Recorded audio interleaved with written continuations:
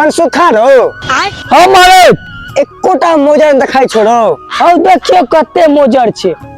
अब अहाँ के आँख कमजोर है तो हम की करब। अच्छा बड़ा मारा माछ खा के ना आँख के जवान कर ले छिए हम देखो तू की कहै छी रे मनसुखा कनी भरा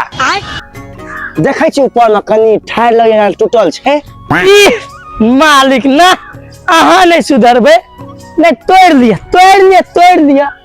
नहीं छोड़ियो ओकरा तोड़ ले चाहिए रहबे तोरा की लगे छ तोरा छोड़ देबो की ई त नाश कर देला संसार वाला कलम कर अल्लाह तोड़ ले हम तोड़बे कर मालिक अब अहाँ के अवस्था भेल ई सब देखे के टाइम नहीं है एकरा देखियो सुखेल का लकड़ी का आप किछ दिन में आइए मत जा रहबे तू खुआबै छी हमरा जे हमरा मार हमर 90 साल खन भेल रह की उम्र भ गेल रह मनसुखा एगो चीज देखियो त कथी मालिक मनसुखा रह देखियो कते निक निक अरकंचन छै रो तोर मलकन कहैत रहै छौ कनी अरकंचन के साग खा रो भाई किया कनी दबै छी रे मालिक ई भरल छै कलम हम खाइत बता टेंशन नहीं लिया मलकन को हम पहुंचा देबे काल भोर में हेते तोड़ के अब हम मालिक जाओ जन फिकिर सुत रहो हे मनसुखा हे